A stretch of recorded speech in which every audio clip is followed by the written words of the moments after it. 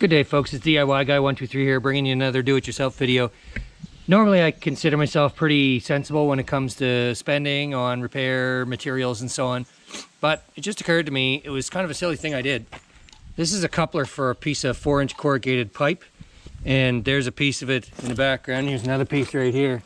This stuff is actually perforated with small holes in it, but you can get the same thing without holes in it. Oftentimes if you have two short pieces and you need to go a long run, you want to join them together. Well, there's a thing called a coupler here, or a union is another name for it. And if you push it in, when you force it in, I'm not going to force it in, but when you force in, these little raised parts right here, they engage in the ribs right here. And it sort of locks it in place. I mean, you can force it back apart, but once it gets it in there, they do want to stay together. And so that's important if you have, pipe that shifts in the ground and it settles. Of course, if you have a trench that's completely flat and then over the course of years it settles with lumps and dips and bumps, well, now the pipe needs to be longer to kind of conform to those lumps and dips and bumps. And of course, the pipe doesn't grow with age. So what will happen? There will be strain put on these unions, or these places where the two pieces of pipe come together. Well, this is $5, and this is a Y, and it is $10. Now, it sort of dawned on me that in applications, and please ignore why there are all these little holes. I have another video that explains why I did this. But basically I took a piece of solid pipe and I wanted to make it perforated pipe for another reason. But anyway, it occurred to me, why don't I just open up a piece of pipe like this by taking an angle grinder with a cutting wheel and just zipping right down lengthwise. And now when I go to put my new piece, my pieces together, I just basically open this up.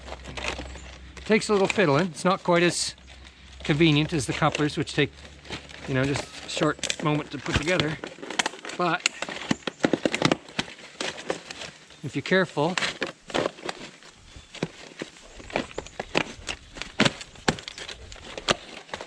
there. Now, I've just joined two pieces of pipe together, and this is especially true if you're using perforated pipe because you don't care if they're holes. Now, of course, this is a hole that you would not want facing up because pebbles and whatnot could get in there.